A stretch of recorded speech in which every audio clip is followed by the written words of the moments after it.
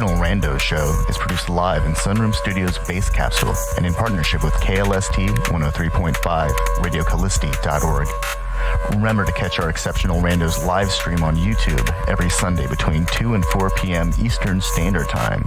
And if you have a story, idea, or question that you would like to share, we want to hear from you. Thanks for listening.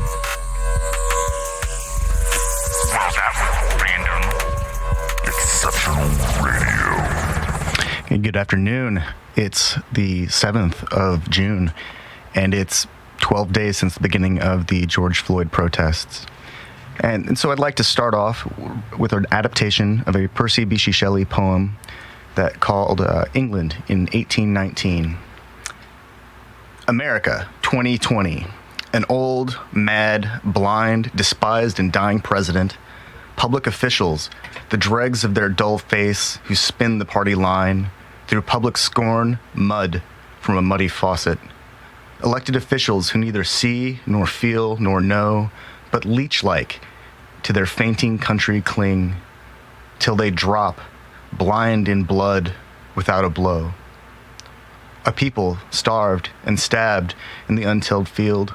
A police force whom libercide and prey makes as a two-edged sword to all who wield. Golden and sanguine laws which tempt and slay. Religion, Christless, godless, a book sealed. A senate, time's worst statue unrepealed, are graves from which a glorious phantom may burst to illuminate our tempestuous day.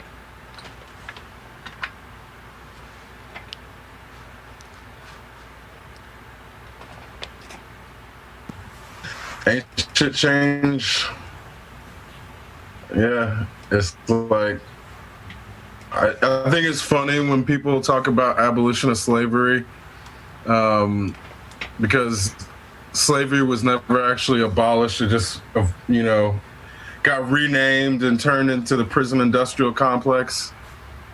So when you hear poems like that, it's very obvious that the patriarchal white supremacist infrastructure has deep-rooted influence that has not changed. It just hasn't changed. And this is when we're talking about how the abolition of police or deconstruction of police movement is something that needs to happen for us to get out of the 1700s, 1800s.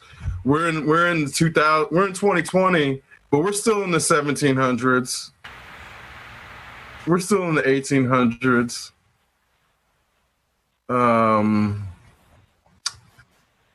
So on that note, I want to examine the influence of art in society and whether we should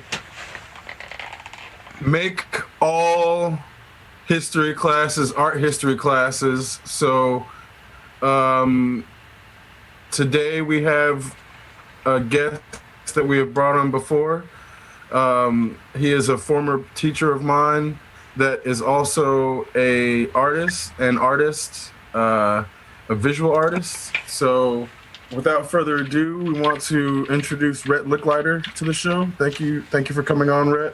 Yes, thank you very much for joining us again. Gentlemen, thank you for having me back. I'm not really sure what I can bring to this in light of everything that's going on, but I'll do my best. Well, I think... Go ahead, sorry. I didn't mean to cut you. Start? Can I bring up something? Yeah, please. Let's. Can we start with the removal of the Confederate statues? Oh, yeah. Yes, that's been a great development in the last week. They took down Stonewall Jackson. Jackson. And they're starting to take down Lee. statues in Britain as well. They're starting to remove slave owners in Britain. It's amazing, isn't it? Yeah. And then thinking about when different cultures invade others, and one of the first things they typically do is destroy museums, libraries, and public art.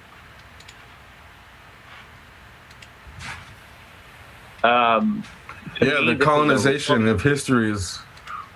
it's a real head twister, isn't it? Yeah.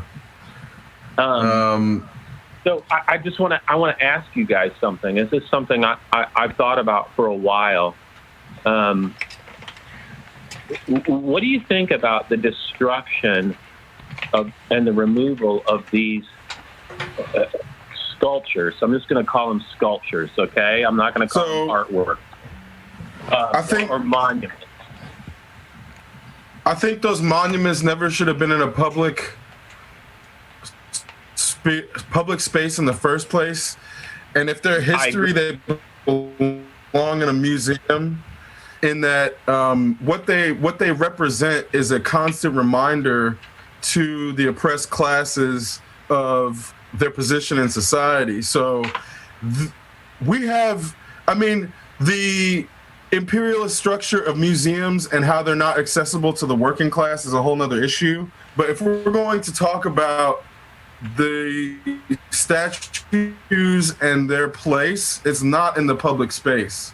So that's where I'm saying it's like their removal is long overdue, and their destruction is, I can't say I really care that much, because a lot of these monuments were made out of cheap materials and explicitly meant to be socially engineered manipulations, and these are not like gold statues or anything that are actually highly valuable. And we have enough record of them that taking them out of the public sphere is not actually destroying the record of them. So it'd be different if we didn't have the internet and like probably billions of pictures of all of these statues.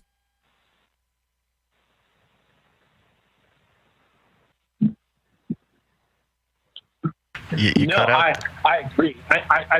I thought that was probably going to be your angle on it, and I appreciate it because I agree with it, and I don't call it art. It was put, these things were put there for a purpose that wasn't aesthetic. It was about reminding and controlling,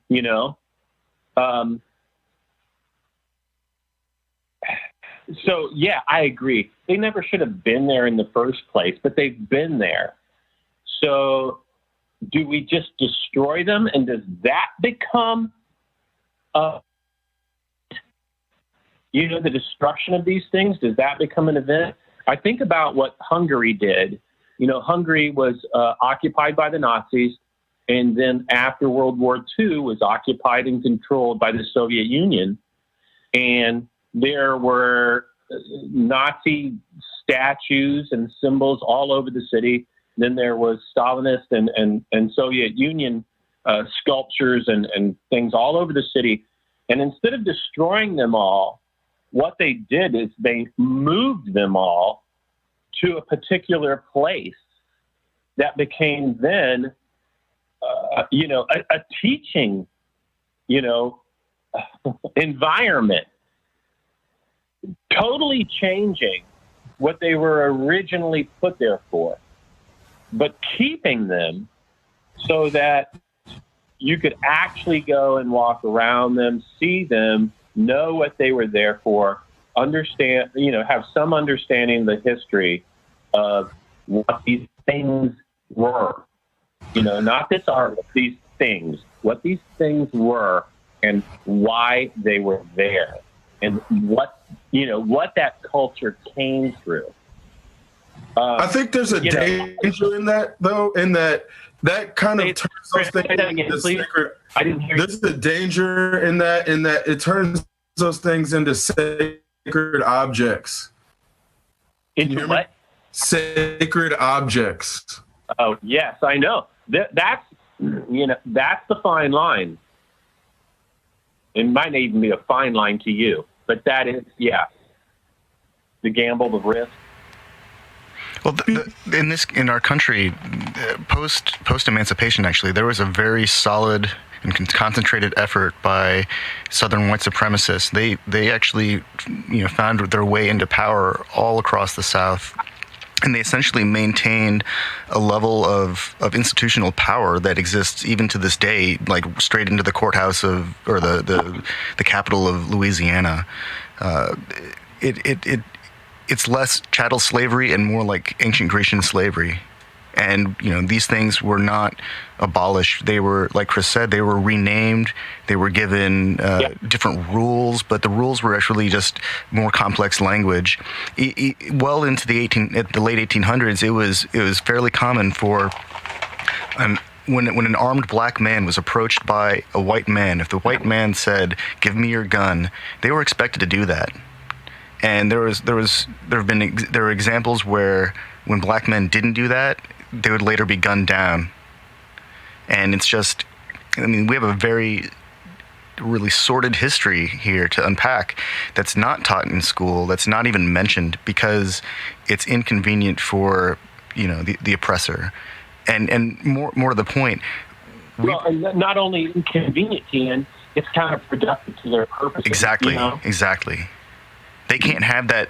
If they were to reveal the language of the oppressor for what it truly is, there would be just incredible amounts of cognitive dissonance.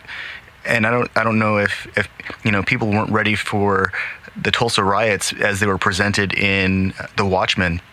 People thought that was that was made up. They didn't realize that was based off of our history.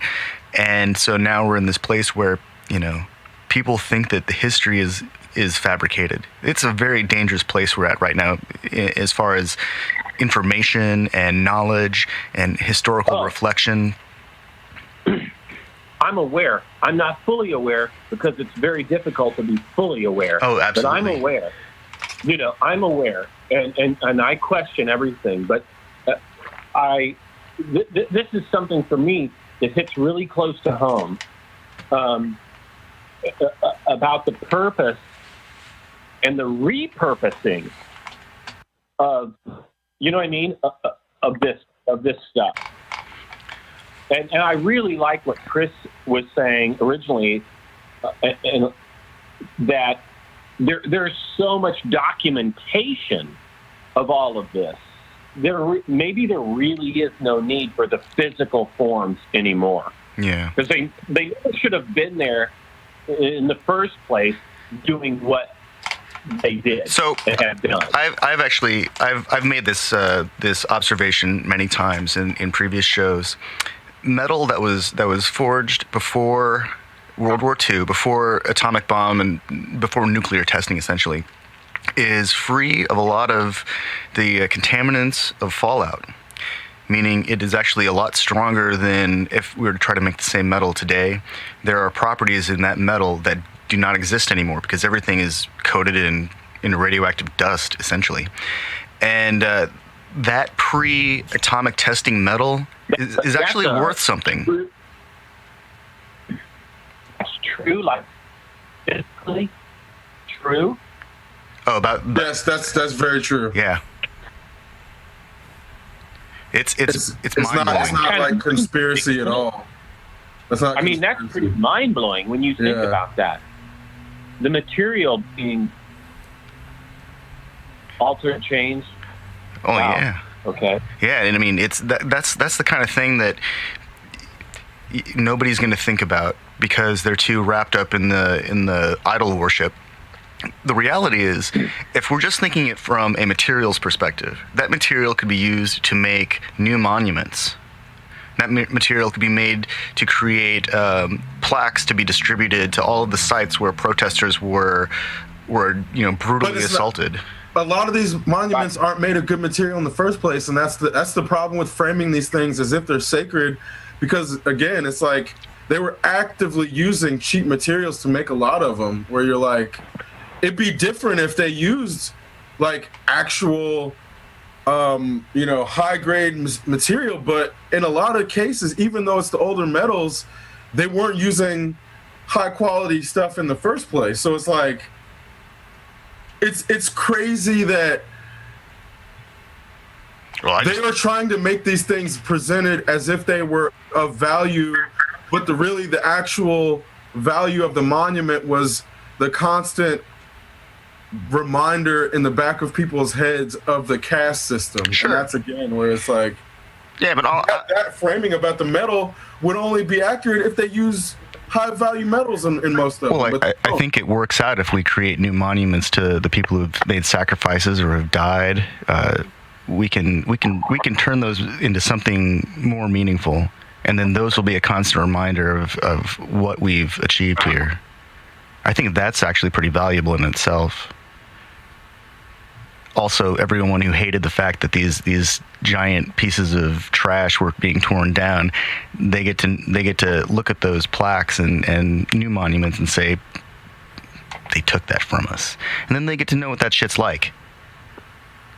Because I don't think they understand. I don't think they realize what it means to, you shared with me an incredible research paper about the foster care system in the United States and how it's disproportionately regulated against black communities. And there's something. There's a lot. There's so much to unpack about the last 160 years that. Where do we start? But I think there are a lot of places, there are a lot of things that we can do almost immediately that will have an immediate effect and lasting effect. Like reinforcing the concept of the community. I mean, we were talking about that on Thursday, but in the last 3 days, I've seen more imagery that tells me, that communicates to me that there are a lot of people, in fact, thinking about these things, and they're all kind of facing the same direction. We see someone who is breaking into a car, instead of calling the police and having them summarily beaten and arrested, we approach the person and we try to understand what's going on, and then we help find them the support they need. Or homeless people, we let them know, like, hey, there are shelters. And if they don't want to go to those shelters, we let them know where there are other shelters. We provide resources. We can provide these resources because we can demilitarize and defund our active police force. They don't need to have Bearcats and tanks. So, Rhet, are you familiar with the erase de Kooning drawing? Absolutely. Robert Rauschenberg did that. Yes, so I think that's a perfect example in the art world of the importance of being able to erase what is considered something to be of value for the sake of showing that there is a new canvas underneath. That's such a powerful statement that I'm not sure many I've never really thought about it that way, Chris, but now that you bring it up this way in this context, it's brilliant. And I bring it up in this context because I think in many cases the work itself is lost on people, in that if you focus on the piece that was there, you miss what he did. And absolutely. It's such a valuable lesson. And when we talk about mandalas and how there are pieces of art done for the sake of the art and not for the sake of the art industrial complex, where you can never, if a mandala is a mandala, you can't sell it because it will be destroyed. And then there's this whole movement in the 50s and 60s of this kind. We talked about the happenings at some point, but this notion of art that can't be captured, encapsulated, and commodified. And even in the erase de Kooning drawing, there's like him erasing it made it valuable in a different way, so it kind of loses the element of what is being said. But this is where I think Banksy I was just going to say that. How about Banksy's destructive piece, right? Mm-hmm. Go ahead, my bad. No. I think there's this element of, when we talk about why art is valuable, art collectors have kind of muddled the conversation, in that art has a value to society, which is why when I talk about the proposition of making all history classes actually art history classes, one must understand that art history is meant to frame history through the lens of the art which is being created at that time. And when you understand history, you realize that art is the outlet for creative people to get around censorship in many contexts. So in order to actually understand history, you have to actually understand the art that was being produced at that time. So it's like, how can one understand a historical, if somebody tries to look at 2019 and they don't see the images of Nipsey Hussle that were being made, and somebody tries to look at 2020 and somebody doesn't see the images of George Floyd that were being made, you can't understand what's happening. So it goes, this is not any different than any period in history. That's actually very similar to the music appreciation class I just completed over the spring. And everything was framed in terms of the historical context. It was actually fantastic. Music should be included in art, and we always, in the West, we tend to create a hierarchy of how we define art that's based on the classical definition of visual art, and it doesn't even tend to include music as an art, and music becomes its own separate thing. So there's this whole colonization of creativity to detach how we see things and the lenses through which we view history and creativity to make creatives less valuable to society. Wow. Yeah, that's a really great point. Everything just keeps getting compartmentalized. You know what I mean? Yeah. It's the same thing. Yeah. Compartmentalization is a tactic used by colonialists to weaken and subvert the compartmentalized groups. And that's why, again, it's like there's a point at which overemphasis on individual groups becomes counterproductive to those groups. It's a crazy way that colonialism has subverted and taken control of things. Well, isn't that fundamentally just divide and conquer? Absolutely. That's fundamentally divide and conquer. That's where, again, like, as from your perspective as an artist, Rhet, like, how do you feel your evolution has been, do you feel that you've been, like, able to not be a tool in this system? How do you make yourself not a tool within this system? Well, for me, it's a very practical thing, right? Because it comes down to the fact that I've always held another job to supply me with the means to keep a roof over my head and pay my bills and take care of my children. That way, and that has to ultimately impact the work, the art that I make, right? You can't get away from that. However, I'm not directly answering to people saying, I want this to match my couch, or that's an extreme example. But to take on a commission, and to meet the requirements of the person commissioning the work, to meet their standards, what they want, right? I've never had to do that.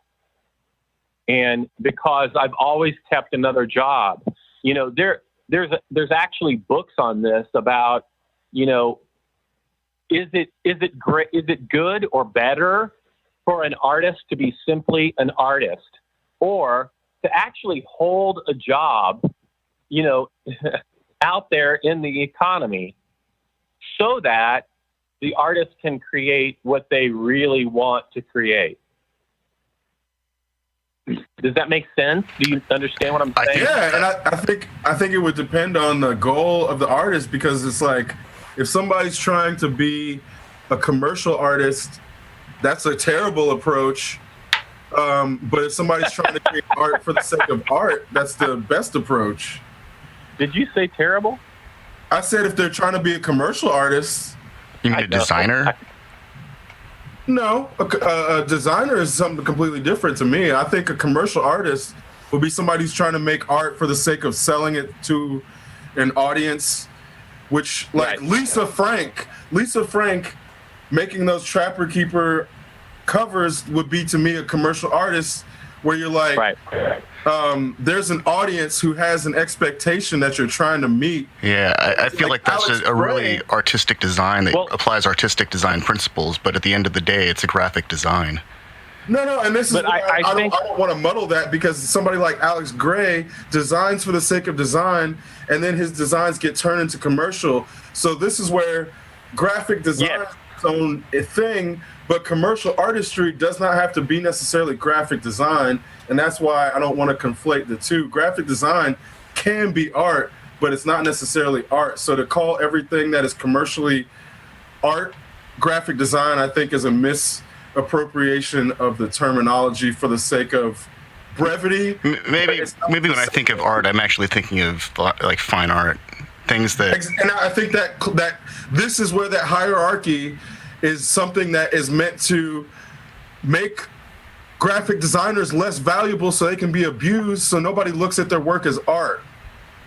That's to me the problematic, like, classification of fine art as the true art, and then graphic design as not art because it's graphic design, because it's commercialized.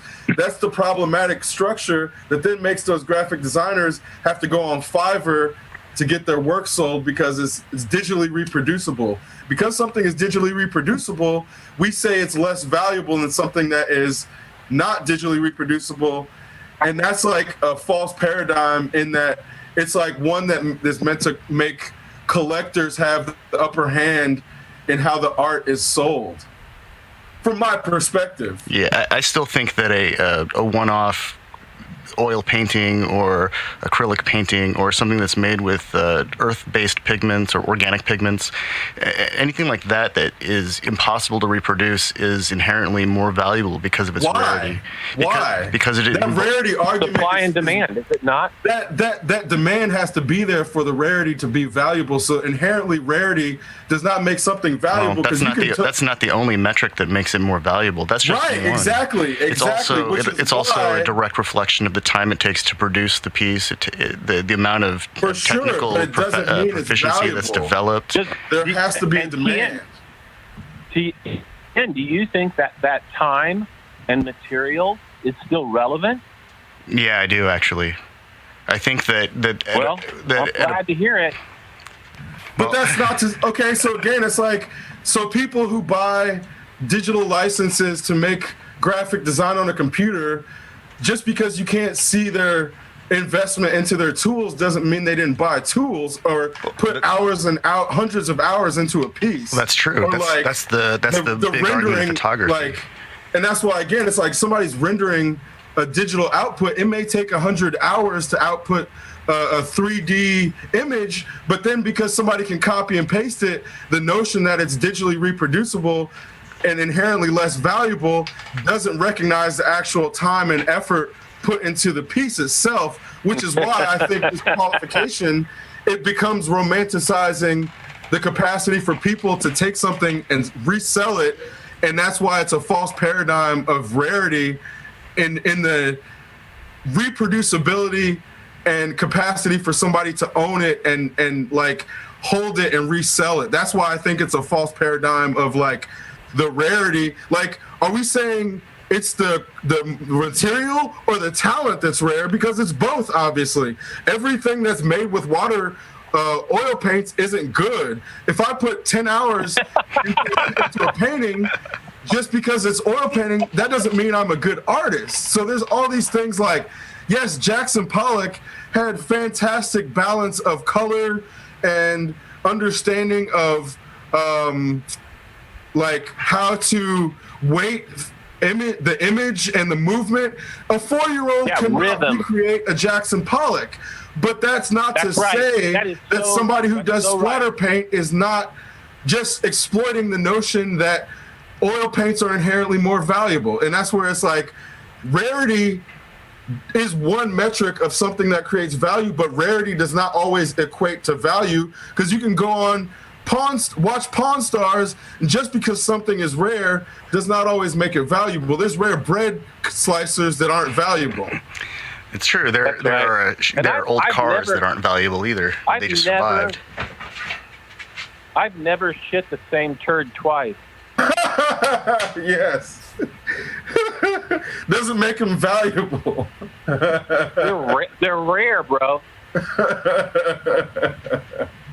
Well, That's a great example. that's just a reflection of the collector's market, the investor market, and I mean I agree with you that we have to dismantle that whole notion that the value of art is decided by collectors, but. And that's where Banksy's was great. There is an intrinsic value in something that can't be reproduced. There's a very high level of thought and care that goes into creating that kind of piece, and it's not just Maybe potentially. I think you're automatically saying that something that takes time is inherently good, and I think that's a false premise to jump to. In that it doesn't mean. No, I mean, that, if somebody can execute a piece in 30 seconds, it probably represents a considerable amount of investment in time leading up to that for the pre-production. But that doesn't mean that I'm devaluing everything that existed before it. Those things are all weighted equally into the total valuation of whatever we're looking at or talking about.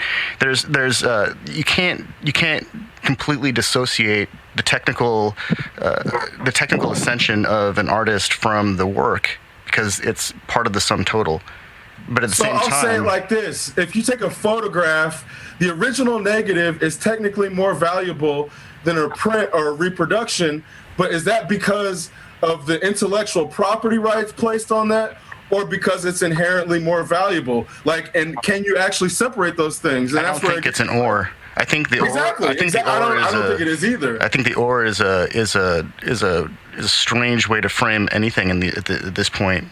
But you still have to look at that argument and say, where does the value come from? Is it because intellectual? Because this is where Charles Dickens was. He had his books stolen when he would write them. That the people would steal his novels and reproduce them in America and sell them, and he wouldn't get the royalties from it. So is the value in his writings, or is it in Charles Dickens' creativity, or in the capacity for someone to sell it? Because until you have those things protected in a unit, just because Charles Dickens wrote it doesn't mean he's actually going to get the value from his production. So that's where, again, it's like there's all these elements of the value chain that doesn't mean that because something's original doesn't mean the person who created it's the one that's actually getting the value. And that's that's fucked up itself. I think any argument trying to preserve the value chain is just an argument in support of neoliberal ideology, and it really doesn't help to do anything about increasing the public awareness or the general, like the collective consciousness awareness of the value of art or what it actually does in terms of improving people's lives.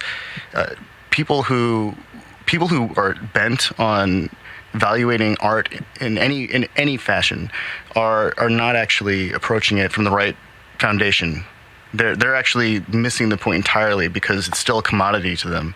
I think that if we're really looking at the value of art, it's a reflection of our ability to appreciate all of the things simultaneously, and in that we're presented with our own reflection. We see ourselves, we're reflected in our emotional capacity, our intellectual capacity to observe, and at the point where someone decides, oh, I like this, it's so much more than a series of metrics that can be tallied or quantified on a piece of paper, and that's the real problem. Is we live in such a insanely consumerist society that you can't we can't dissociate these things anymore for some reason. It's like we've talked about how the minds have been colonized many times.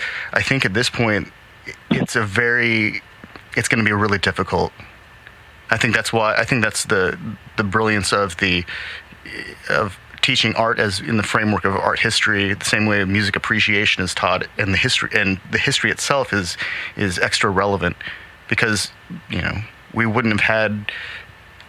There's a lot of music and a lot of statues and paintings that were all created in response to, or that are highly political and politically charged, but we don't realize it because, we're listening 30, 40, 50, 100, 200 years later, and nobody can look through that lens properly. It's old and it's worn and maybe has fungus all over it. Yeah. No, it's a great point.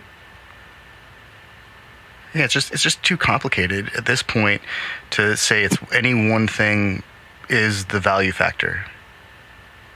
Because no one thing can produce all of the value of anything anymore.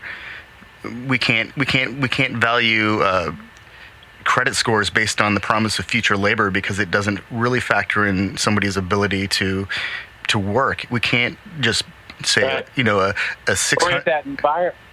Oh, go ahead. Or if that environment is even going to be available for those people to do what they're projecting. Exactly.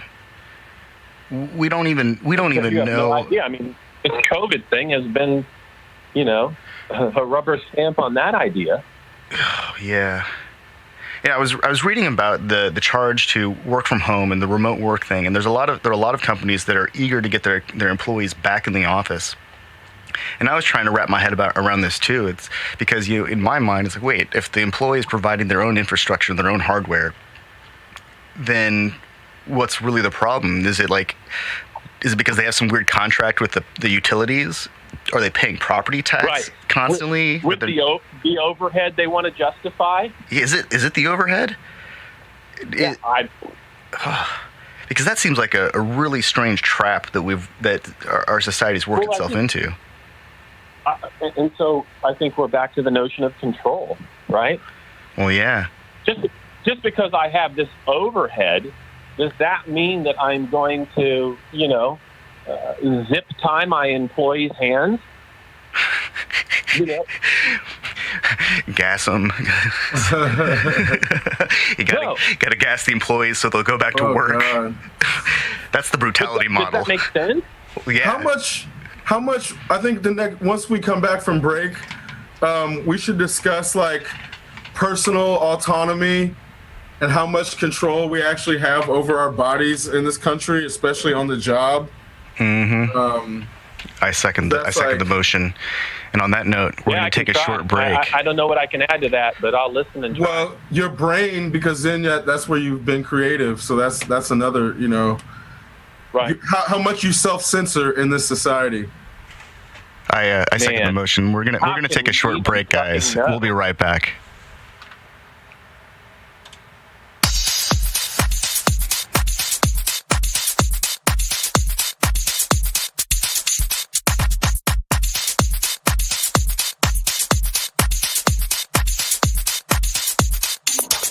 What makes me house music.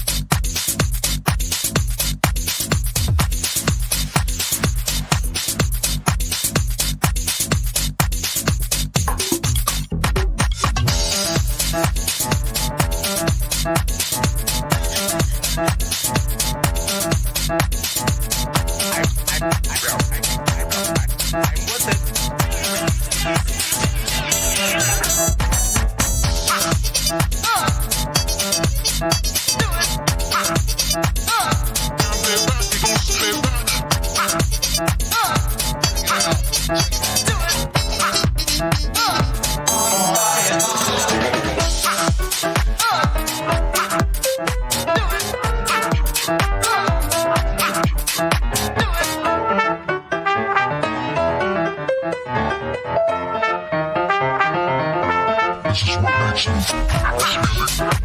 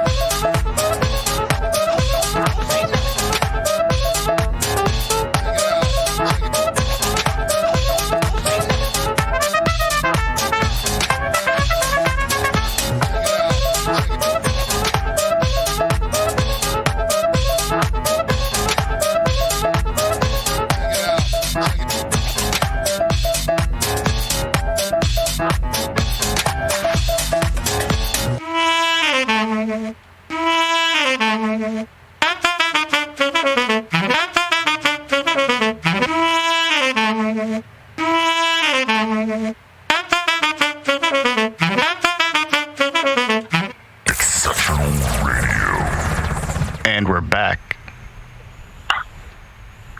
So I think, in 2020, I want to say 97% of people censor themselves on Facebook, at least for what they post, for the sake of a job in the future or one they might have now. So as an artist, how have you censored yourself or not over the years? And that,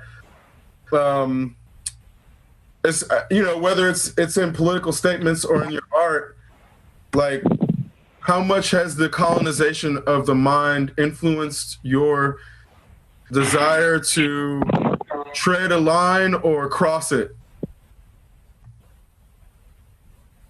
It's really hard to know, right? Because some of that is so deeply ingrained. It's very difficult to not be thinking about, or at some point in the creative process, consider the potential audience.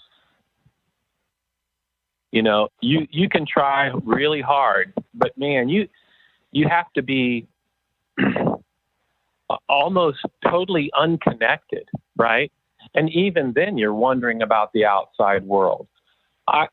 Going back to what I said earlier, keeping an outside job as a source of primary income has in some ways allowed me to make the art I want to make, right? Not thinking about a potential buyer or a potential collector, but at the same time, having that job, that employment in the outside world, right? You're interacting with those people and you're influenced by that. And so when you come to your art, how do you separate in your process, your creative process? How do you separate yourself from all that time spent out in the world, right? With all those influences, and then come into your studio and separate you? It's very, very difficult. And I don't even know that it's necessary. Maybe it's not necessary. I think you'd have to be a robot to do that, to really compartmentalize life and experience like that. I don't think an artist can dissociate those things. Part of the creative process is channeling experience and observation and emotion, and right to cut those things out. I guess in a real. Sorry, go ahead. Go ahead. Well, I guess to kind of reframe this, one of the things that I realized in assessing logical frameworks is that people who claim to be atheists a lot of times are just anti-Judeo-Christian, and a lot of philosophical ideologies are created as counter-ideologies and then frame themselves as their own, but they're really just a counterpoint to something else. As an artist, do you feel it, like, if you have a perspective, how do you get to that perspective without being a counterpoint? Like, is there ever a time as an artist that you feel you can make a statement without it just being a counterpoint? Is there ever, like, does that make sense? It does make sense, and it's so hard to know. It's so hard to know because like what Tien was saying, these things are so intertwined and you can't totally, compartmentalize these things. So one washes over into the other, and it's really hard to know. And I think I often risk offending everyone on all sides of the economic and political spectrum, right?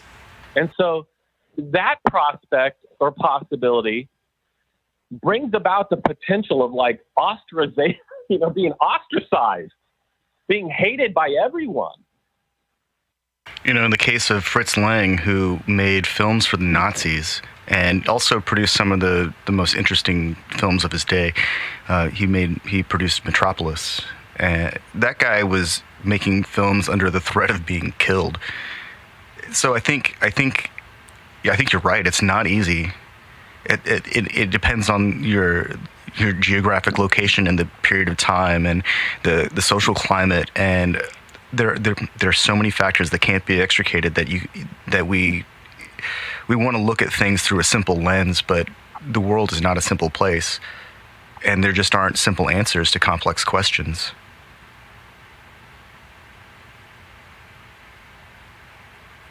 So, I guess to follow up on that, then,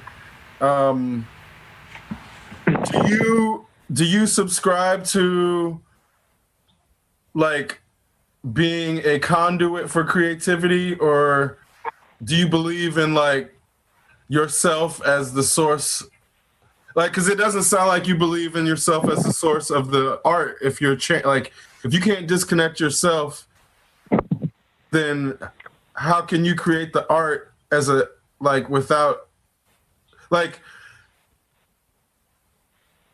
how could you create art without your experiences? And then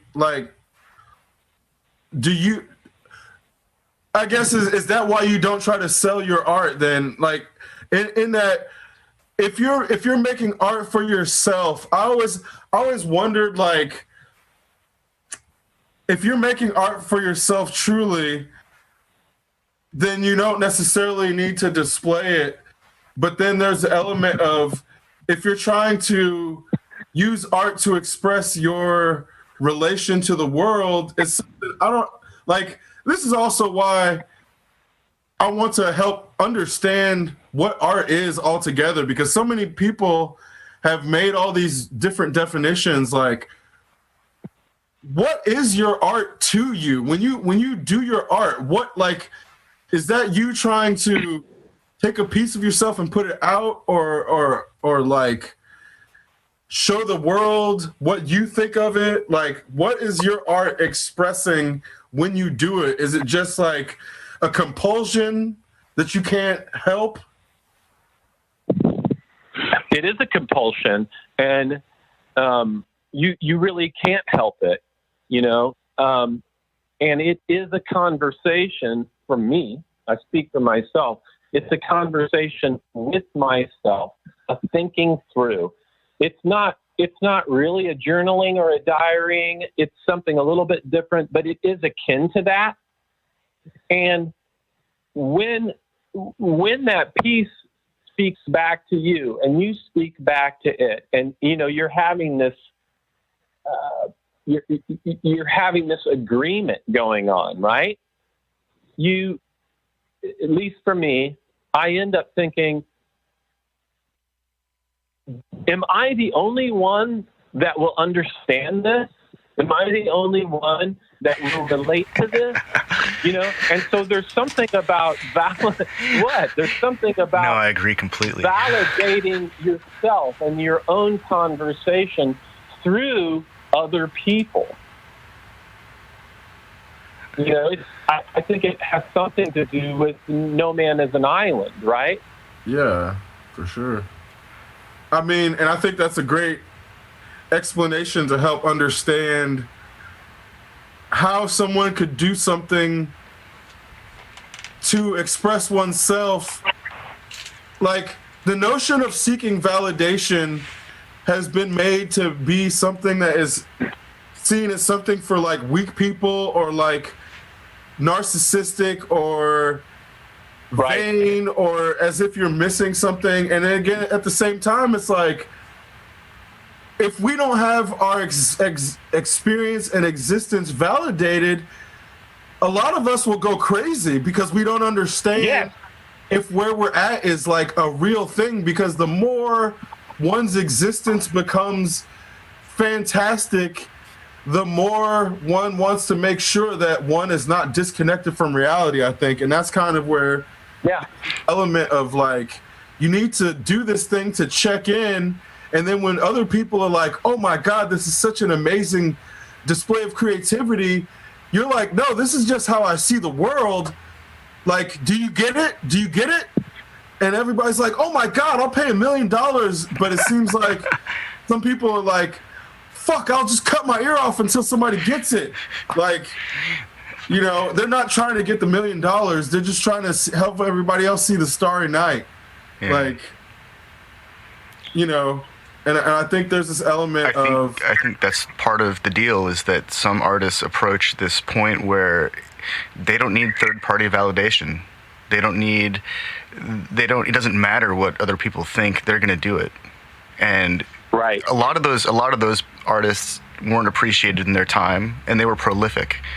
Like, we're talking like entire, multi-room houses where the rooms are just full of canvases stacked to the ceiling, or maybe they had some way of displaying it, but probably not, because they were too busy moving into the next room because the room that they'd just been painting in filled up. And that's right. And so I also think that a lot of these things are exacerbated by social media, and the fact that we've developed a culture that's constantly, hey, look at me, hey, look at me, hey, look at me. And it's impossible to work on something and get inside your head and stay there and create something unique if you're always checking in with other people. At some point, you have to turn inward. Unless you're absolutely and only a performance artist, and then in that case, the goal is to be seen. But I think that's its own thing too. I mean, I'm not saying that like whatchamacallit, what are the silk dancers. I'm not saying that's not art. I'm saying that it's a very different experience, and it has its own set of values and its own culture, and those things can't be, I mean, they're similar, but they're not the same. They're both still fruits, but we're talking like apples and bananas now. I guess maybe is a banana? Kiwi, yeah. It's apples and kiwis. No, I get your point. It's well taken. It's well taken.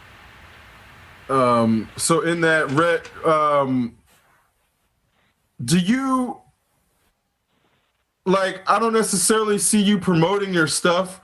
Do you prefer when other people promote your stuff, or is it like you don't even care about that at all? So, because like that's again, like, there's this element of maybe I just don't see it as because of the algorithms or something. But that's where I'm like, as an artist, when you're saying these things, is it more important that when you get like that it just exists, or that it makes a connection? Because I guess, like, is there an element of it being like, is it important to you to know that the art connected to somebody? I don't know how important that is, but I will say, I was asked, I think yesterday, do you have a website? And it's like, no, I don't. We need to get you a website. And I don't know if that's bad or good. It comes down sometimes to just an element of time, but I really prefer building relationships with people. The people who own multiple pieces of my work have become friends of mine. Mm-hmm. We have a lot of common, shared ideas and perspectives. And for me, there's a deep meaning in that. There's a deep knowing where these pieces are, these conversations I've had with myself and are now manifested on a canvas or, in some sculptural way, or a photograph or a drawing, that these pieces now belong to and are in the homes of or offices of people I know and understand, and they have an understanding or an appreciation of some element of this creative process. Otherwise, I've got a good friend, and he and I have collaborated a lot and painted together a lot. And he's been in sales all his life, right? And I remember one time saying to him, God, I would just love to get a piece in a major museum. That would be so cool. And he said to me, I'd like to have a contract with Holiday Inn. I've been to quite a few Holiday Inns across the country, and it's interesting how many of them have the same paintings in their first floor hallways. Well, let me repeat. The guy has been in sales forever. And so that's his take. Yeah. It's like, I'd like to sell a shit ton of these, where I had just said I'd just like one in a museum, And I don't know that one's right or one's wrong, right? No, it's just different. Those are just different approaches, it seems. And that's kind of where, and that's kind of why I wanted to get your perspective as an artist to explain your view, because I think some of what people would consider really good artists take this perspective and they wonder why they don't see their work more. And I think this explains it somewhat in that I don't care if people see your work more necessarily. It's like, as long as it connects with the people that appreciate it, and like, it doesn't matter if it's in, all the major museums. If it's in one museum, right, that's all that matters. And I think that's kind of where that explanation makes it clear for, I think, the audience to understand why many artists who they would probably think of as profound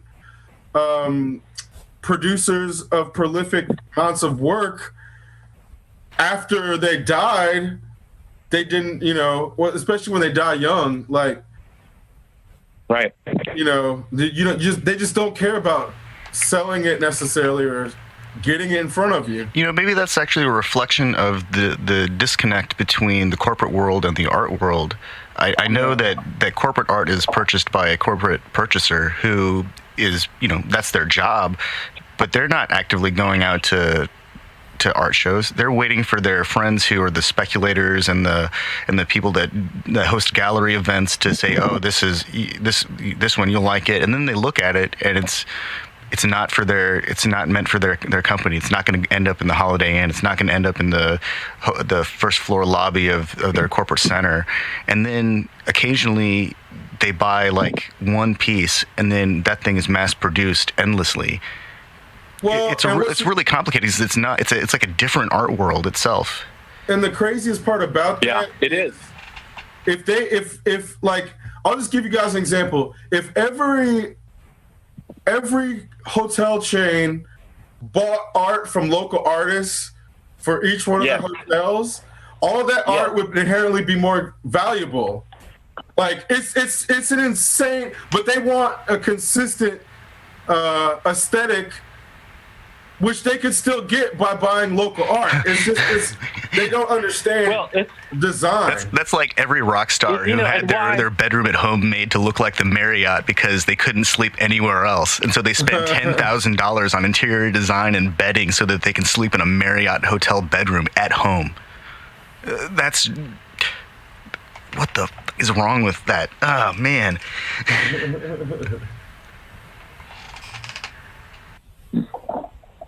Well, one of the reasons McDonald's is so successful is because you can go anywhere in the continental U.S. and in Europe, and I haven't been to Asia, but a quarter pounder tastes like a quarter pounder. Mm-hmm. Well, everywhere you go. No, it's different in different countries. They have different source meats and different spices. So, like, but can we agree that they're similar? Well, they're similar enough. They're similar enough. I know what I'm. But that's where what I'm getting at is one of the reasons McDonald's thrives is they modify their menu locally. So, like, the Indian do McDonald's, they totally do. Yeah, they totally do. I went to a McDonald's in Shanghai, and it was basically a sit-down restaurant with plates where they brought your food out to you. They had a dessert cart and a coffee bar. They also had concierge in the restroom to hand out paper towels and make sure you had soap and give you breath mints. Americans seem to be the only ones that want everything to be the same everywhere. Okay. And that's the craziest shit. It's like, Because even between Britain and France, they're different. Slightly. So I stand, or at the moment sit corrected. But can we agree that in America, at least, a quarter pounder tastes like a quarter pounder? Yes, and that's where it tastes exactly the same in America at every single McDonald's. So that's like what I was getting at is that ubiquitous flavor that you're talking about is not present in other McDonald's around the world, but it's so present here that the taste of a quarter pounder has not changed our entire lives. So I just had this horrible vision for why fries and burgers taste so similar across the country, and it's because there's a giant vat of oil that's being constantly mixed into itself so that they can have the same fry oil, and there's one gigantic, like, you know, oil tanker-sized meat vat where they're constantly churning ground beef so they can spit it out in these little fucking patties, and that's how they can maintain the consistency. I'm sure that's not true, but that was the image that just popped into my mind as I thought about why do these things always taste so damn similar. And I know it's because they've got a chemical formula, and McDonald's can pretty much break down one of their burgers, and they'll come within a very high tolerance for the chemical composition of their burger or their fry or their chicken nugget. They made a movie about the origins of McDonald's. It's actually it's a fairly informative movie concerning the process of why everything is so homogenous in flavor. Because it seems like their original, it was about corporatization and homogeny. So there's this whole element of this is the beginning of the wave of the homogenous corporatization culture. So that's like a huge element of why 60 years later, McDonald's burgers taste exactly the same now as they did 60 years ago. And that serves them well. Yep, it does. Yeah, that's right. And that was the point that I was going to make, that's like a culture of nostalgia, a consumer culture based on nostalgia. But if I can check into a Holiday Inn in Omaha or Rochester, New York, or whatever, and know what's going to be there, what to expect, how I'm going to feel, right? There's that same really heavy continental breakfast every morning. But there's no risk. There's nothing. I can just go into the same spot. There's places all over the U.S. where if you blindfolded somebody and stuck them down there, they wouldn't know where the fuck they were. Mm-hmm. Take their blindfold off and go, where are you? And they don't fucking know because it all looks the fucking same. Yep. But without the blindfold, and I'm just driving around, this kind of makes me feel safe. Yep. Yeah. It's like, oh yeah, this is familiar. I know what to expect. La la la. So years ago, a friend of mine and I took a drive to the Southwest, and on our way into New Mexico, we passed through some town, Nowheresville, New Mexico, about 20 miles south of the border, the Colorado border. And as we're driving through, I noticed that everything looked like it had a little layer of dust on it. Everything was dusty, everything was faded. And then I realized that the Pepsi machine that I just drove by had the same kind of look that was on Pepsi machines when I was a child. And then I started to look around more closely, and I realized that we were driving in the newest car in town because nothing was newer than 1994, 1995. And I looked around at the houses and the stuff in the yards, and toys were all faded plastic if they're outside. I mean, this is New Mexico, so it's got a lot of sun. But it was really surreal. I was driving through a time capsule town, and at the same time, I also felt like I was in a David Lynch movie. Yeah, that's what I'm picturing in my brain. Well, that's what Holiday Inn is, because everyone is the same. Yeah. You walk inside and it's like, wait a second, and I totally see what you're saying there. I agree 100%. It's the problem that I have with a lot of the big chain hotel system is that, like you just said, you could blindfold somebody, spin them around 100 times, take them somewhere in a drive for a while, and then well, especially with a case of Holiday Inn, they wouldn't know where they were. They might not even be able to recognize the floor they're on if you cover up the numbers.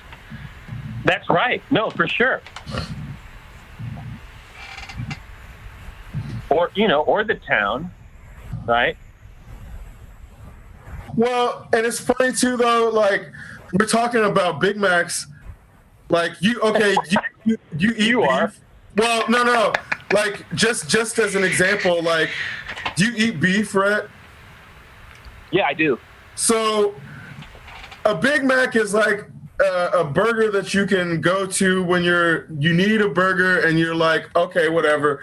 But if you go to a 5-star restaurant and get a burger that you can't, like, that is made by a chef that loves his job or her job or their job, and then wants to make sure that you have a different experience, that level of burger is something that you can't get on the corner everywhere. So that's where, again, it's like, if we have people who don't appreciate that quality, then you have people who eat Big Macs every day. So that's kind of where, again, I'm like, do you think there's a benefit in establishing quality hierarchies that are recognized through like star systems, or is that something that is just part of the like, I'm trying to figure out, how do we like make people appreciate quality?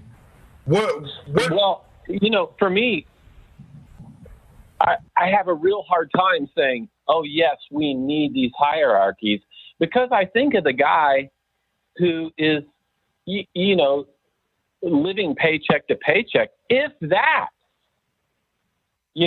and he looks at these sort of hierarchies, and he may not think of it in those terms.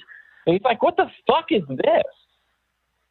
What's going on? I don't care that the guy making the burger loves it, what he's doing. I just want the fucking burger, And so I have a difficult time pissing on that guy, because he's just trying to live his life. So in some ways that hierarchy is, it is something out of the reach and out of the realm for a lot of people. That's a burger artisan. Does that make sense? Well, that's true, but that's where I'm like, is the guy who is stuck in a cycle of working a job that only allows him the capacity to only think about food for the sake of nourishment, for the sake of working, is he actually living?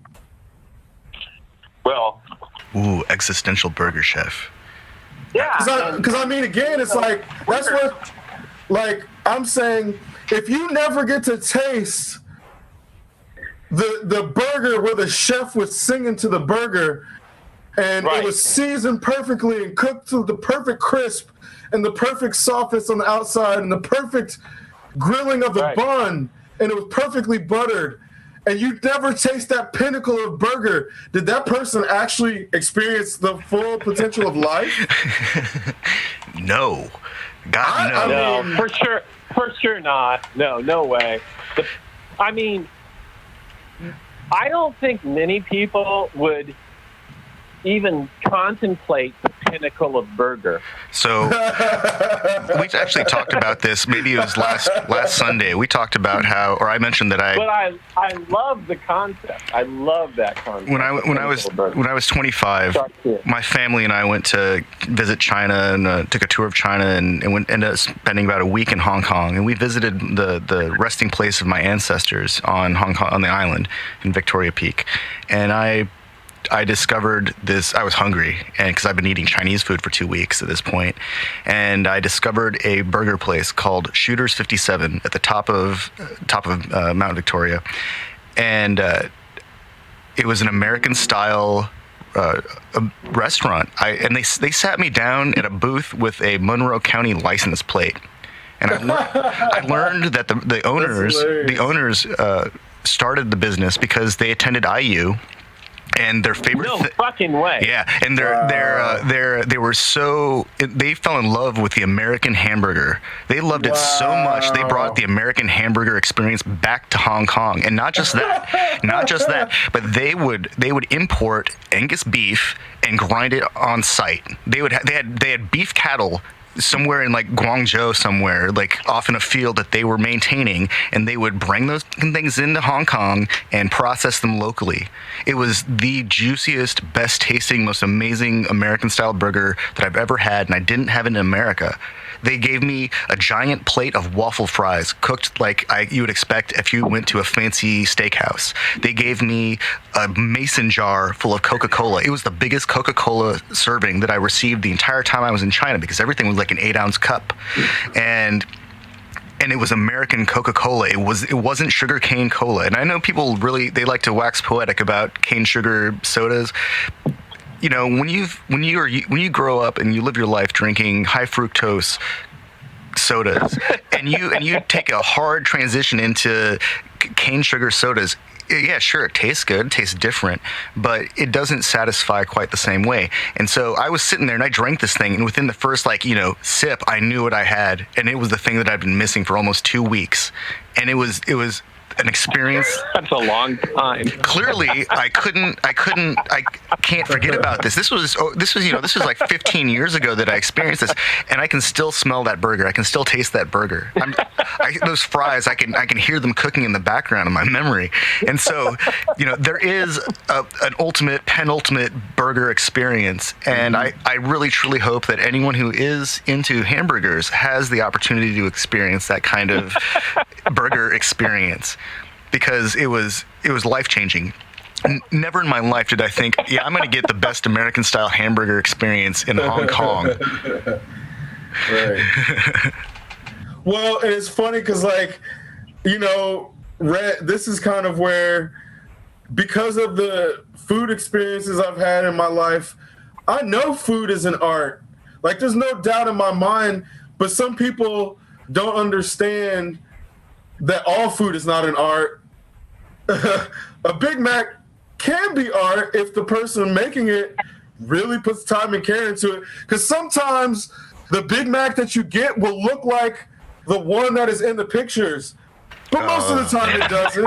That's the good stuff. Most of the time it doesn't. When you get the burger that looks like the fucking marketing, that's like... No, that's the art. That's the artist. Yeah, no, truly. That's the one. And they're like the one in the picture. It is. Yeah, and that's where you're like, whoa, this person really cared about my sandwich today.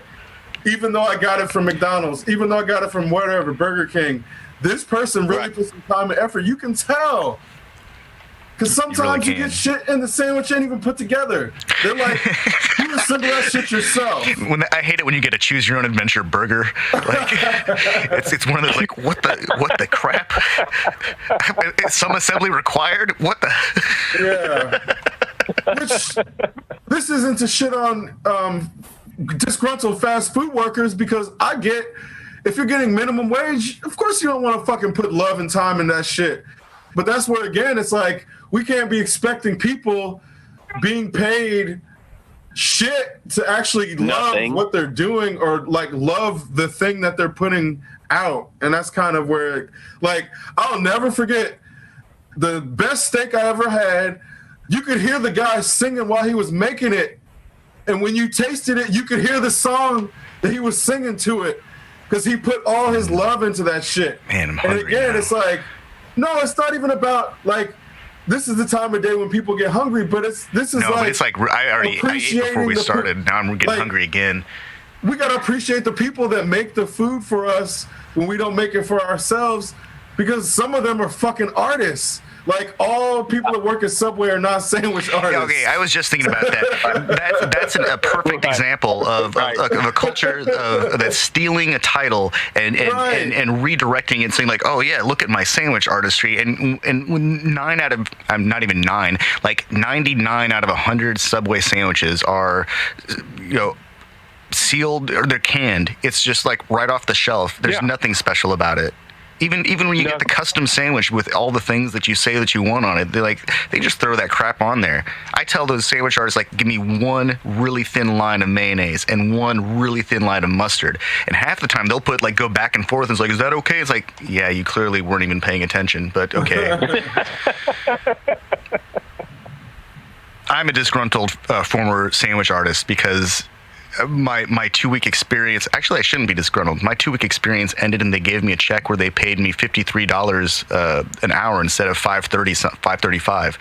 It was a decimal error. So I'm not totally mad, but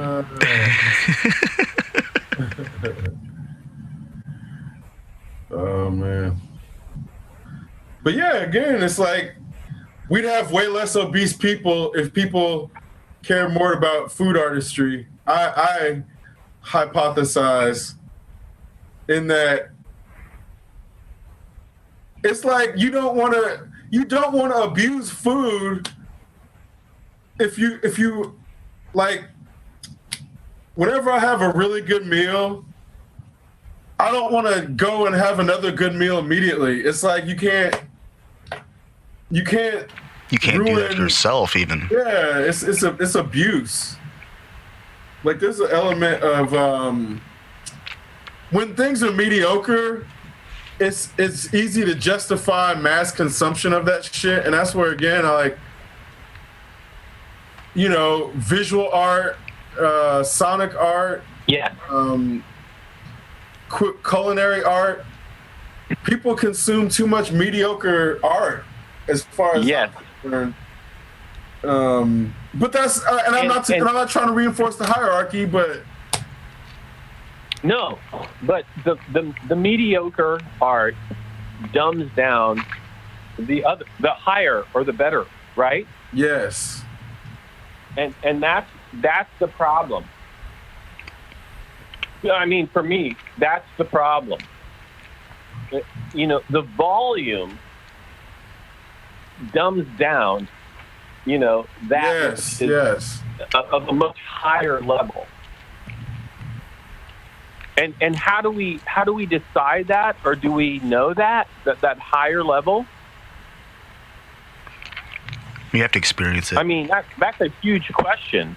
I don't because think it goes back to what Chris was talking about in terms of digitizing work, and reproducing work that is of a very high quality, and then you create this volume. I don't think that for years I didn't understand Pollock. I'm going to reference Pollock again because I'd never seen one in the flesh. I didn't realize that the thing was 12 feet tall. And I'd only seen pictures, and like pretty nice pictures, made with large format cameras that were essentially contact prints. Right. And as a photographer, I'm always looking at the light and the shadow elements and the specular highlights, and I want to see what's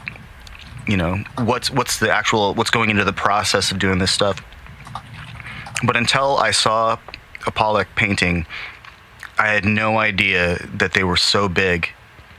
I had no idea what to even expect, and that's the thing, is that we can't just say, oh yeah, Pollock, here's a Pollock painting. This is what it looks like. This is what you should be looking for. Because until you see one, you just can't. We're gonna take a short break. We'll be right back with you. This is Johnny Hassel. Feels like a dream.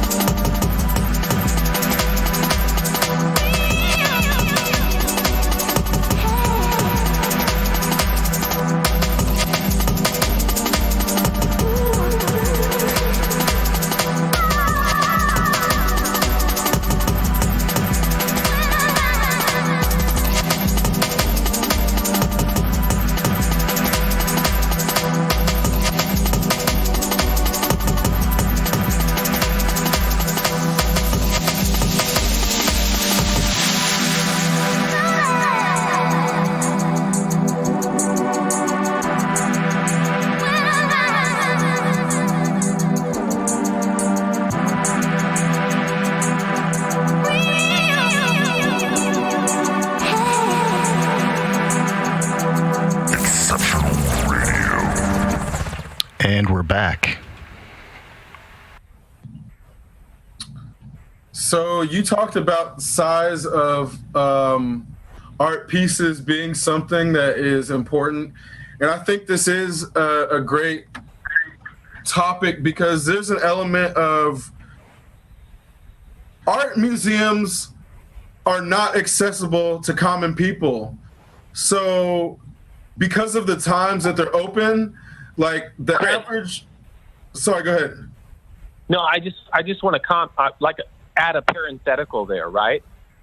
They're not. Oh, please. You said they're not accessible to the common people, and let me just say something about the Indianapolis Museum of Art, which is now that's an exception. It is. I mean, kind of, like, because I think they stayed open until 9. Now it costs what, $18 to get in? Oh, really? Oh no, I didn't know that. I've never paid that much to go there. They totally, in the last couple of years, they totally rebranded. They're no longer the Indianapolis Museum of Art. They are now called Newfields. Oh no, I didn't know that. Oh. Well, I'll be as succinct as I can. They decided to rename and rebrand, and I'm not totally sure why. I have my ideas, but that property, which is owned by the Lilly family, was known as Oldfields. I won't use the P word, plantation, but it was just a big piece of property that was owned by that family, and they referred to it as Oldfields. They bequeathed that to the museum, and that became the Indianapolis Museum of Art, which is now being rebranded as Newfields. A reference back to the Lilly. It's crazy. It costs 20. That's Ground? I'm just kind of speechless about that. Who's going there? Man, well, that's crazy because, like, I remember it being more accessible than most art museums growing up. But hearing that, it's like, well, I guess they're just part of the problem now because, like, it's one of these things. It's an appearance of being progressive that's actually just a monument to caste systems in that only the wealthy are able to go to those things in cost and because of the hours that they operate. Again, it's like, the average working person can't go during the day. That's right. And would it be wrong to say that this is just another way to create restriction? Yeah. I mean, it's definitely not. It is, isn't it? It's definitely like, again, when you have, it's crazy because then you have those things being subsidized in some cases and then protected by tax or bought and protected with tax dollars, and then the people aren't even able to enjoy them, and it's this weird like presentation of a forward society that's really just using infrastructure to protect the riches of looted and arbitrarily created value systems. It's a conservatory. So it's not. It preserves a culture, the culture of collecting. That's right, Tian. It's not forward at all. I mean, there is a modern art collection, and that does kind of reflect newly collected pieces, but a lot of those are 20 years old or older. Yeah, newly. Well, we can put quotes around newly acquired pieces, but the structure is just a shift to continue the old paradigm. Yeah. I mean, that's what I think. I think that, it's modern art. It's late 19th century art up into, not that much further. But why do they decide to charge $18 to get in? What's there that's worth that? Man, I don't even know. Because the last time I went, there was some okay exhibits, but nothing I would pay $18 for. Definitely not. And if you're a single parent, how do you take your children there? $36 at least, and and that's assuming they're gonna potentially do free for kids, which they probably won't. So based on you got to pay bus fare too. I'm looking at their website, and the links at the top of the page say closed, temperature with weather. Then the third link is do and see. The fourth link is shop and eat. Fifth link is give and join. The last one before the search is educate and learn. There you go. Of course, that's the last thing. Yeah. So, do and see, shop and eat, give and join have precedence over educate and learn. I'm pretty sure at that point we can tell that the mission of this library, this museum, is to generate funding for whatever their collection maintenance must be, or to acquire pieces, or to expand their role within the. I'm not even sure what to call it. The roving art circuit, where collections come and go, and they might only be able to show Matisse for 6 weeks, but only if they cut short the collection that they had been featuring by a week, something like that. So it's a business. It's a business. We can call it overhead. a business. It's a business. It's overhead. They got to pay for the taxes on the property, or they got to make sure that they pay for their gas or their utilities on time, even if the facility is not being used because they have a contract with the utilities companies. They have to pay the maintenance, the people who do the landscaping, because we know that place is a heavily curated garden as well. Yeah, of course. So I think that's part of why they changed it to Newfields, because it's no longer just the building and the collection inside, but it's all the grounds, right? Yeah. The picture of the old house definitely looks like a plantation house. Absolutely. It's not even. I'm not even joking. It's like, man, they didn't even. Clearly, this is from a very distinct era when that type of construction was popular, but with this revelation that old fields, new fields, I can't dissociate that now. Before it hadn't even occurred to me. It's like, that's a plantation house, and I must have walked by it dozens of times, but now I'm just thinking, what the fuck is the Lily Empire built on that culture, plantation money? Well, I don't know. I don't know for sure. It seems visually very obvious to me, and the whole notion of the rebranding of Newfield seems to be more about what donors want, not what the community needs, but what donors feel is, a good plan.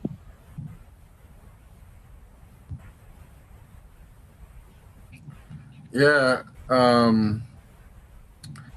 there has to be some element of the foundation or something making it more about money than I can't imagine the donors. If you care about the arts, I can't imagine that Newfields is in line with their donations. Unless they're just wealthy people who want the thing to be inaccessible, even more accessible. Did you say accessible or inaccessible? Well, I mean, I guess that I'm saying unless the donors are just wealthy people who really want it to be more inaccessible, I can't imagine Newfields is in line with what the donors want. Well, the IU Fine Art Museum had to change its name to the Eskenazi Museum of Art because they got some gigantic donation from Sydney and Lois Eskenazi. And they were apparently very avid art collectors. So, oh damn! I guess Eli Lilly was prohibitionist and anti-slavery. So, well, that's good. That's really good. Shout out to Eli Lilly. Yeah, big back ups in the to day. Eli. It looks like he and his business partner leased that 1,200-acre cotton plantation. So it was a cotton plantation, but not the same as down in the South. Well, good. At least maybe he was a little bit. Maybe he actually paid people for their labor on his cotton plantation. Well, whoever owned that house, I don't think was necessarily Eli Lilly. Yeah, that's right, because the property was leased. Really? Yeah, the property was leased. Yeah. Because that's where, like, looking at Eli Lilly's profile, there's no mention of him owning a cotton plantation. It was ever. that's what it was before they leased the property. Yeah. Well, that's reassuring. That makes my heart beat a little bit with a little bit less pressure right now. I'm just thinking about, like, on a side note, that just reminded me of that whole, like, Purdue Pharma thing where they were producing Oxycontin and then paying doctors to overprescribe, and then it turned into the fentanyl and the American Opium Wars American edition. I'm sorry, that's completely unrelated to what we've been talking about, but that's just what this whole little thing reminded me of. Well, it's really crazy, looking at Eli Lilly's profile. He fought in the fucking Civil War on the Union side. Yep. So again, it's like when people's names get turned into shit and get taken and plastered on something that then becomes a hollow shell. Because even down to, like, Sam Walton and, like, the Walmart organization being a hollow shell of what he meant. Like, these things, corporatization has destroyed the connection to the original mission statements of a lot of these places. Like, so, the most incredible thing I've ever seen in terms of Walmart was imagery of Chinese Walmart. And then when I saw Chinese Walmart, it was basically like American Walmart. It was like Sam's Club, except they had a fresh market for meat and seafood. They had all the vegetables, and the prices were like 1/10 of what I was used to seeing. Not just 1/10 of what I was used to seeing, 1/10 of what I was used to seeing in renminbi. So, like, it's like 8-to-1. You get 8 renminbi for 1 USD, and so things were really cheap, like exceptionally cheap. The $45 rice cooker is 45 renminbi, which is like $5. damn. It's like it was nuts. And then I've talked about Chinese beer being cheap and also having, like, low alcohol content, but it was also really affordable.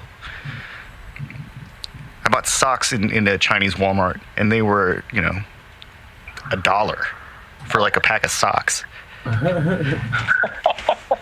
For what? Yeah, like some ankle socks.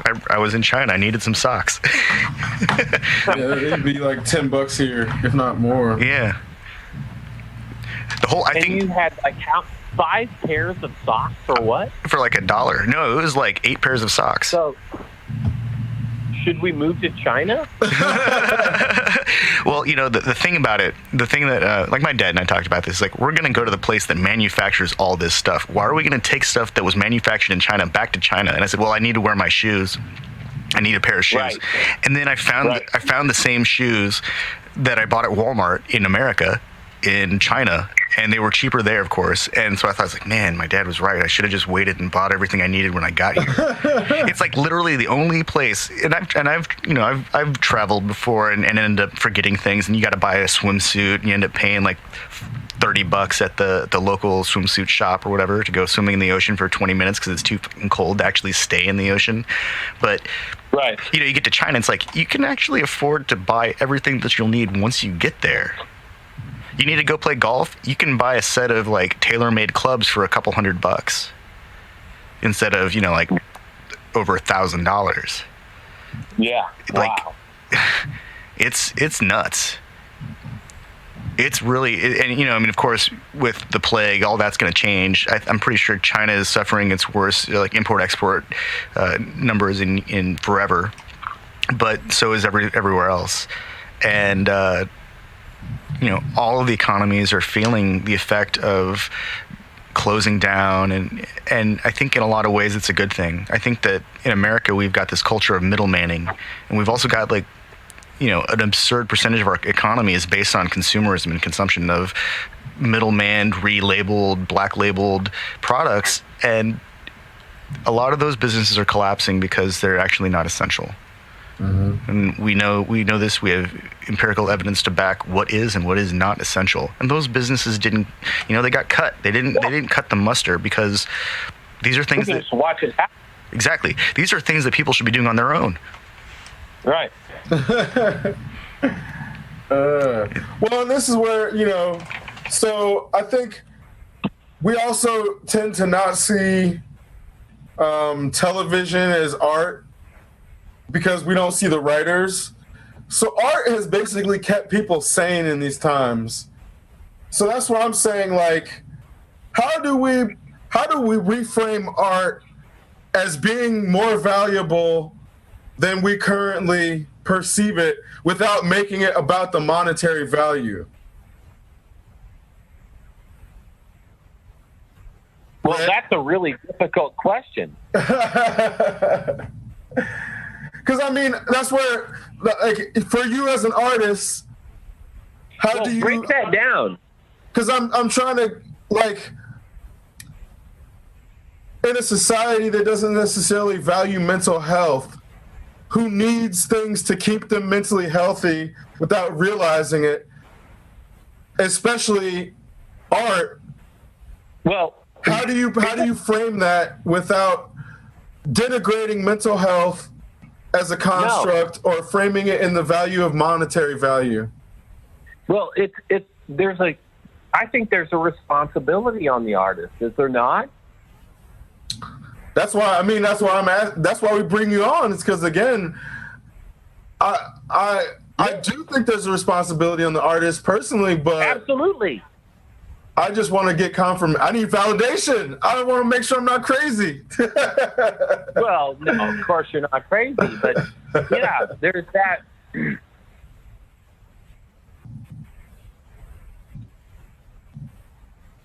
You there? Yeah, of course. And there's, when you say the word education, I think a lot of people immediately go to work. Oh God, I've got to be educated. This requires work, and that's a bummer. That's a downer. Who wants that? We've got enough work already. But the value and the benefit of relating to and understanding a little bit, not fully necessarily, but understanding a little bit about what art is doing and how it functions is really important and very beneficial, and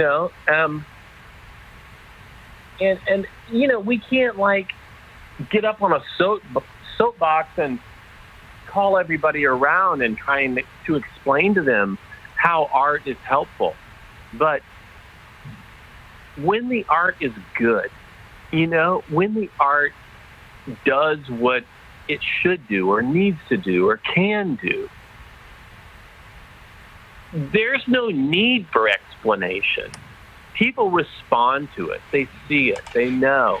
They feel it, and they get it. So it's another way. It's another way of communicating, Yeah.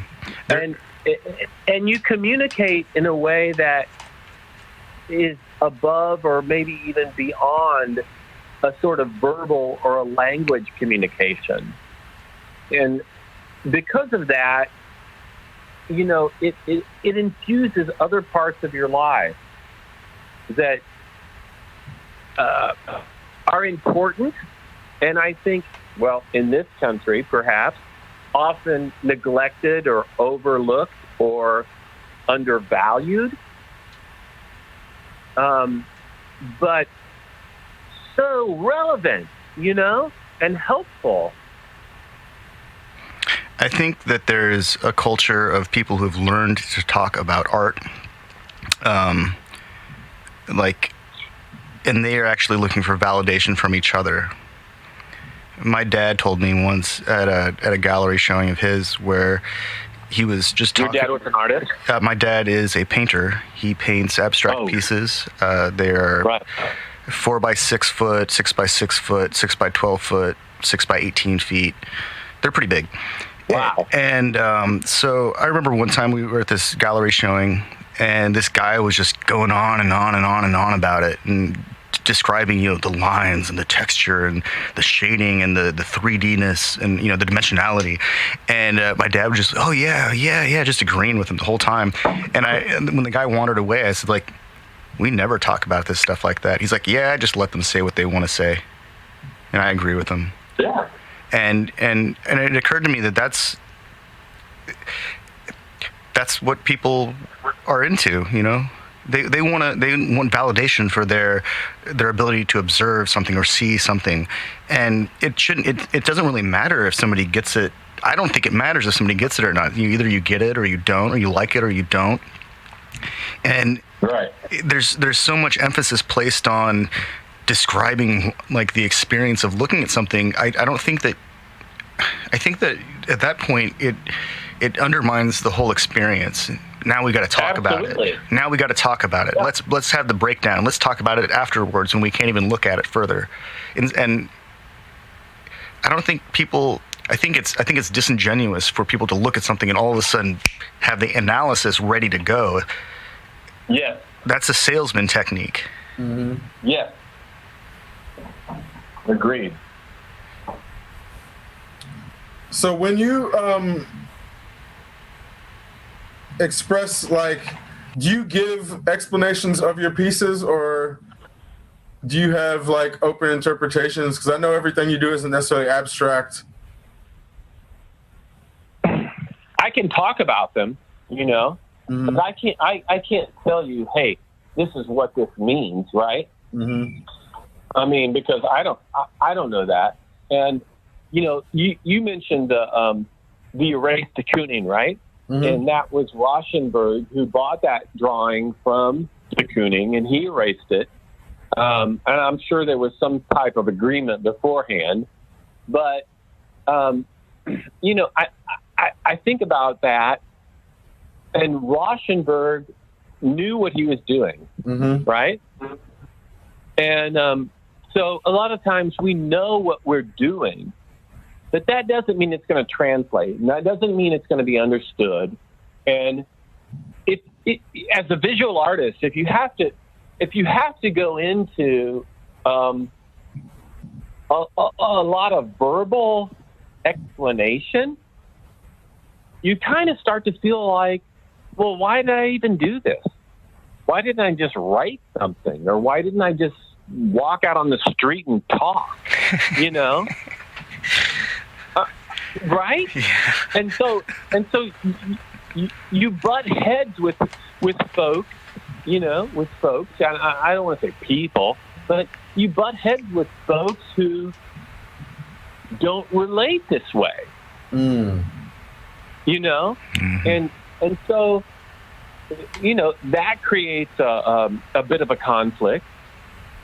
But you continue to do what you do and hope that what you're doing will speak to people and create openings to communicate and so on. But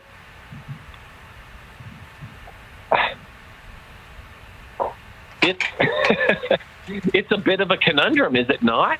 Well, yeah, and I think what you're kind of nailing, you even mentioned it at some point. There are things outside of language, right, that we try to describe, sometimes in the form of dance, sometimes in the form of visual art, sometimes in the form of instrumentation. Yeah. Do you think that is it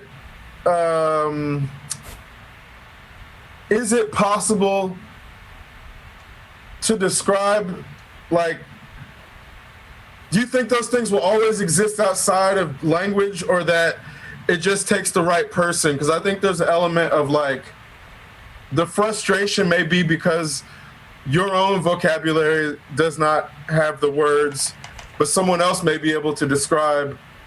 Like, I'm looking at a nebula right now. Someone may be able to describe the nebula so everyone sees the image that I see, but I can't describe it. Like the tones, and so that's what I'm saying. Like, But those tones aren't even real. Those are false colors. right? Yeah, these are artists rendering in the first place. Like, Well, speaking of false color, brown doesn't exist. Pink doesn't actually exist. Those are synthesized by our brain. mm-hmm. Those are. I saw them. Well, of course, but they're not. They're not part of the electromagnetic spectrum of the visible wavelength of the electromagnetic spectrum. We have to approximate them in pigment, and then our brain does the rest. Well, Brown is an exceptionally them. complex color. okay. I appreciate you. I'm just laughing because the whole thing seems kind of crazy, but Yeah, it should. I mean, that's the thing about once we start thinking of things in terms of physics, everything that we know starts to get really it starts to get really wonky on its own. And so I think that's part of what drives the quest for understanding is that you observe something and, well, that doesn't seem right. You what? You observe it. Oh, observe, yeah. Yeah. So you observe something and it doesn't jibe with whatever it is you expect. And so you have to go observe longer. And then that changes the way that you approach something or the way that you even see it. And now we've got an observer effect and we've got a new idea emerging. And hence science. And so at a point, I think it's dangerous to attempt to quantify some things, like especially art or the appreciation of art or music or poetry, because at a point it turns into a measurement system when we're looking at something that shouldn't be measured like that. I agree. I mean, how can you quantify appreciation? Yeah, exactly. That doesn't seem right. Like, you have an appreciation index of 15. Well, it doesn't seem right or even doable. Yeah. No, yeah. Is there a unified metric for quality? No, absolutely not. No. This is subjective. It's subjective. Yeah. Well, and I think this is where when people want to make hierarchies of like, oh, this Picasso sold for 7 million, this one sold for 100 million, or this Da Vinci sold for half a billion, then everyone thinks of that Da Vinci painting as the most valuable painting on the face of the planet, when it's like, well, monetarily, yeah, but is that the one that's made the most impact societally? No, not necessarily. And how do you quantify that? Right. And then, this gets like to meme culture. All the memes that don't make money, how don't those add value to society in some ways by being able to move information through short image, like image and symbolism? Yes. Like meme culture is to me one of the very reasons that value should not always obviously be monetary, but there's so much more value that is like missed if you're only looking at the monetary value, because nobody's making money from memes except Facebook. Right. But the people that are making them aren't. Like, every time you share a meme out there, nobody's getting money from that except the advertisers who have nothing to do with that meme. Yes. Even the slideshow that I present is memes, mostly memes that I've scraped from the internet, and it's because these are things that are relevant to right now. Contextually, these things are important, which is also why I make sure to title, or to put today's date in the title, and to announce it at the beginning of the show, because I want to contextualize this at some level. But also, due to the nature of our format, some of our conversations are in part connected to conversations we've had months ago, and some of them are ongoing and last several months. And I think that's part of the nature of all of this. It's a continuum still.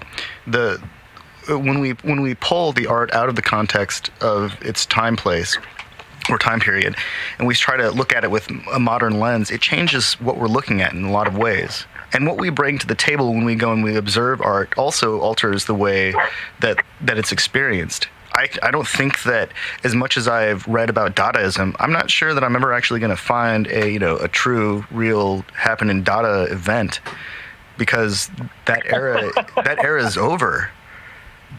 It's gone. I wish we could. Oh man, totally. Watch them burn the building down. Yeah. Well, maybe we can, but it's not. It's called a protest right now, and so that's the thing. We're so far away from some of these art movements that they've lost their real meaning, and we can only reflect upon them with what we know now.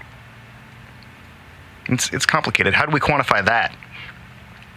Apparently, like all those Roman statues, those sculptures, those things were apparently painted at one point.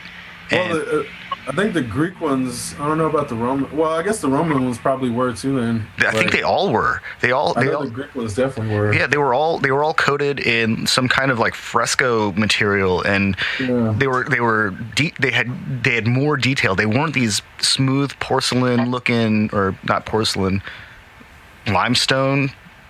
I don't even know, plaster. They weren't smooth. They were covered in paint. They were pigmented. Some of those Roman statues of Roman generals, or not Greek generals, they weren't some pasty white dude. It was some guy who had a brilliant bronze tan and lamb's wool for hair. All this stuff is so decontextualized now that, of course, people want to romanticize it. They don't know any better.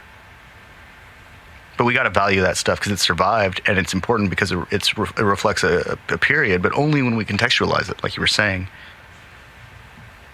Well, and in saying that, I think we need to value memes the way we value Picasso. Yeah. Without having to put memes in a museum. Well, Really? Oh yeah, memes are important. Memes are how we're going to remember 2020. And also a bunch of people who kept saying, "Hold my beer," because apparently, no, I'm serious. There's a significant portion of the population who's significant enough the CDC did a report on it. People are gargling disinfectants to try and prevent getting COVID. Right. Like spraying they're filling their mouth with some bleach or Lysol or some household detergent, something that's definitely not supposed to be ingested. People are dumb. This goes back to requiring education. People are just fucking stupid. And it says on the packaging, like, not for human consumption. If you get this in your eyes, rinse your eyes out, maybe induce vomiting. Sometimes you don't induce vomiting, and call for medical attention, emergency medical assistance. Like, this is on the labeling. So people aren't reading. They're listening to some douchebag on the television or the radio who's saying, "Oh yeah, well maybe if we could get some disinfectants in the body, that would be a good idea." That's the disinfectant challenge, the Cheeto disinfectant challenge. I mean, how do you? I feel bad for any generation that follows the whole like challenge generation, because they're gonna have to figure out how to outdo the previous generation. And we all thought Tide Pods was like, that's it. They can't get any dumber than that. Nope. Hold My Beer happened, and they started like trying to rinse their mouths out with disinfectant solutions. Like, Hold My Beer and memes. 2020. Hold My Beer and memes.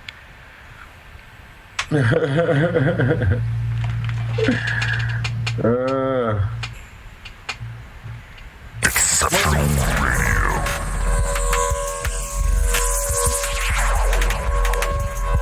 Exceptional Randos Show is produced live in Sunroom Studios' Base Capsule and in partnership with KLST 103.5, RadioCallisti.org. Remember to catch our Exceptional Randos live stream on YouTube every Sunday between 2 and 4 p.m. Eastern Standard Time. And if you have a story, idea, or question that you would like to share, we want to hear from you. Thanks for listening.